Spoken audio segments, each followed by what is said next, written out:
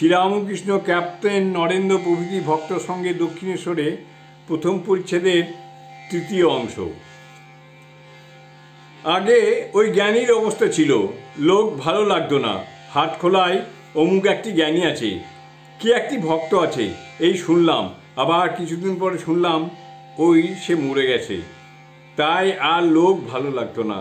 তারপর তিনি মা মনকে নামালেন, ভক্তি ভক্ততে মন রাখিয়ে দিলেন। মাস্টার অবাক, ঠাকুরের অবস্থা পরিবর্তনের বিষয় শুনিতেছেন। এইবার ঈশ্বর মানুষ হয়ে কেন অবতার হন, তাই ঠাকুর বলিতেছেন। অবতার বা নরলীলার গুহ্য অর্থ দ্বিজ ও পূর্ব সংসার। শ্রীরামকৃষ্ণ মাস্টারের প্রতি, মনুষ্যলীলা কেন জানো? এর ভিতর তাঁর কথা শুনতে পাওয়া যায়, এর ভিতর তাঁর বিলাস, এর ভিতর তিনি রসাস্বাদন করেন। আর সব ভক্তদের ভিতর তাঁরই একটু একটু প্রকাশ। যেমন জিনিস অনেক চুষতে চুষতে একটু রস, ফুল চুষতে চুষতে একটু মধু। মাস্টারের প্রতি, তুমি এটা বুঝেছ? মাস্টার, আজ্ঞে হ্যাঁ, বেশ বুঝেছি। ঠাকুর দ্বিজর সহিত কথা কইতেছেন। দ্বিজর বয়স 15-16, বাপ দ্বিতীয় পক্ষে বিবাহ করিয়াছেন। দ্বিজ প্রায় মাস্টারের সঙ্গে আসেন, ঠাকুর তাহাকে স্নেহ করেন। দ্বিজ বলিতেছিলেন, বাবা তাকে দক্ষিণেশ্বরে আসিতে দেন না।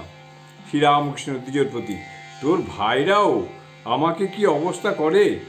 তোর ভাইরাও কি আমাকে অবজ্ঞা করে? দ্বিজ চুপ করিয়াছেন। মাস্টার, সংসারের আর 2-4 টক্কর খেলে যাদের একটু আটটু বা অবজ্ঞা আছে চলে যাবে।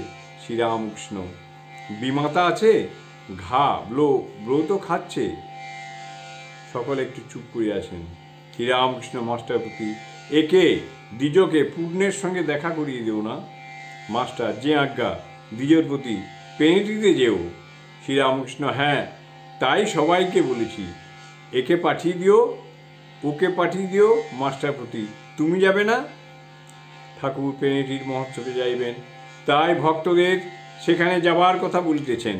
মাস্টার, আজ্ঞা, ইচ্ছে আছে। শ্রীরামকৃষ্ণ, বড় নৌকা হবে, টলটল করবে না, গিরিশ ঘোষ যাবে না।